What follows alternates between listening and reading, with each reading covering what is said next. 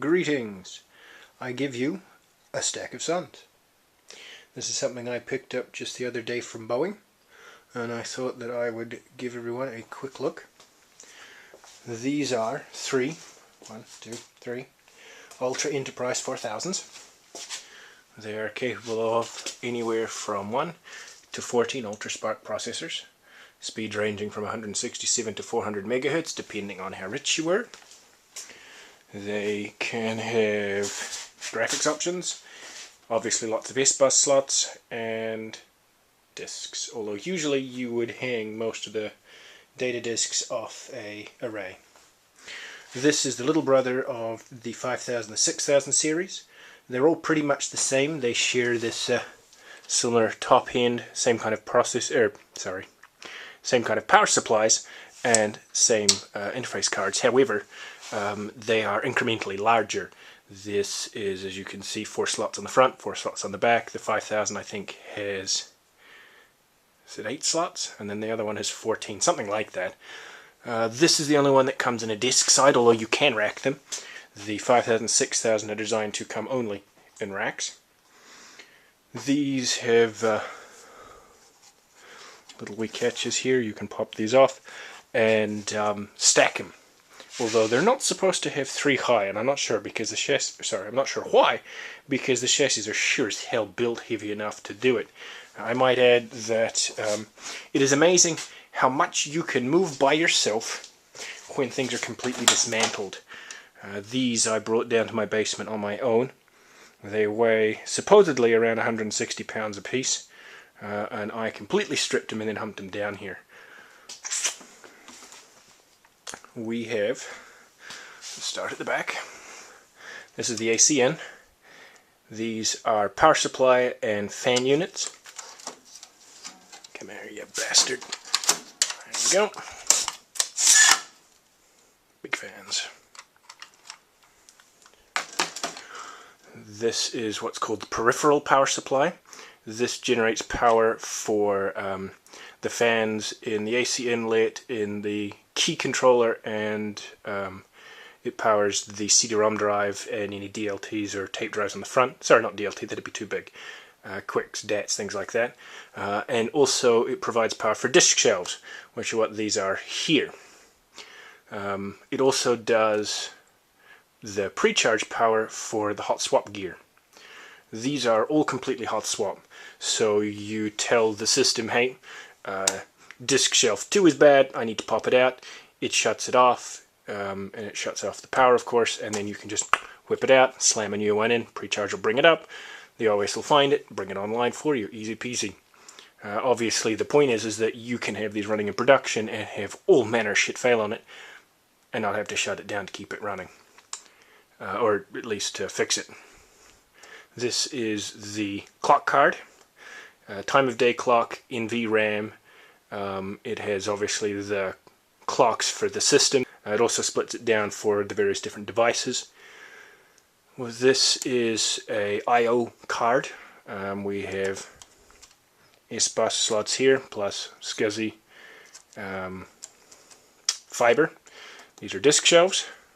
My lower one here, this one is also an I/O shelf, but it has a graphics option, which is called a UPA rather than S-Bus. I think this one down here has 1, 2. Yep, there it goes there. We'll go to the front. And we have CD-ROM drive, another slot. Here, this one's got a quick, or a DAT, sorry. Power supplies. This is the key lock and processor. As I said before, the units are designed to come apart. So should we need to replace disks, slides out, key, control, slides out, another fan. This is the one that's powered by the peripheral supply. Next, processor card.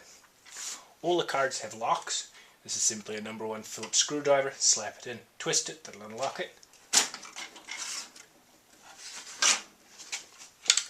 We have 2 processor modules. I don't actually know how fast these are. I haven't powered the units up yet, and I haven't looked at the serial numbers because I'm lazy. RAM. These are interleaved, so we have two banks. Bank 0, 0, 0, 0, 0, 0, bank 1, 1, 1, 1, 1. You'll see that these are actually slightly different. They're matched per bank. We have the power regulators. This is equivalent roughly of a VRM, if you're familiar with x86. Provides appropriate power and makes sure it's regulated and the current is good for the processors. It's a nice big hefty connector here. There's no difference between the slots on the front and the back of the unit. The center plane connectors are identical, so you can put processors on the front, processors on the back.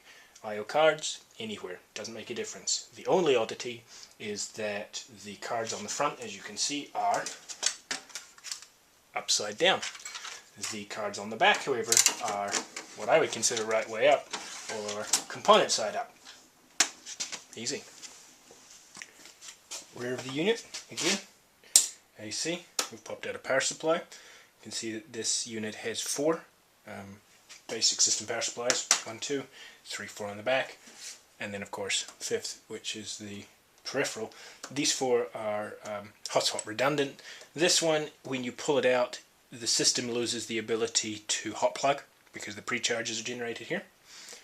So vaguely single point of failure, but if this one dies, the fans go down, the system will heat up, but in theory it should still remain running as long as these ones are good, because these fans provide the primary cooling across the actual cards that of course generate all the heat. The time of day clock, or the clock board, something I also forgot to mention, it includes the serial console. Very useful. And VRAM, clock. We have one of the I/O boards. Oh, you can put your fingers on the one underneath. Yeah, bent to hell. Great. So we have S-Bus, fiber modules, or the voltage regulators, and then the disk shelves, and I think it's... So we have the power controller. Oh, an automotive fuse. How helpful. Disk spuds. And if we grab one from the lower machine, oh, now these units also have a whole bunch of blanks. Mostly for keeping the cooling air, of course, in the right places, and for FCC EMI regulations. I think this one down here, guess not. Yeah, this one. Ah! Discs. Cute, huh? Also grab one of the graphics modules just to show. Where have we? There it goes. This has also got a couple of S-Bus cards in it. I have here QLogic SCSI controller. This is another QLogic SCSI controller, well, slightly different. Interesting. And then the graphic card itself, frame buffer. These machines would have been used for, obviously, high reliability, high availability databases, for example, although 14 processors is a lot of freaking processors for their database. It'd have to be one serious freaking database. Probably something that runs Oracle, wouldn't you think? So, there we have it, Stack-O Suns. My plans for these, because I certainly don't need 3, is I'll probably give one to my mate that I gave the E450 to, because I'm such a nice guy. No, really, it's because I don't have any space. And then what I'll probably do is consolidate the 2 remaining ones into a single machine, find all of the bad components, bad supplies, things like that, and make a single machine with 4 CPU boards, assuming they all work, good I/O boards, things like that, and then save the center plane for spare parts, dump the chassis. Bit of a shame, it's quite an attractive chassis, not too bad, although these are all scratched to hell, as you can see, but gotta have space somewhere. As you can see, if I let me free this, place is kind of a tip right now. We have Wall O Octanes, a couple Vaxes. I got a second Vax, we'll probably do something on that. Sun Controller Sparkery, another freaking Proliant.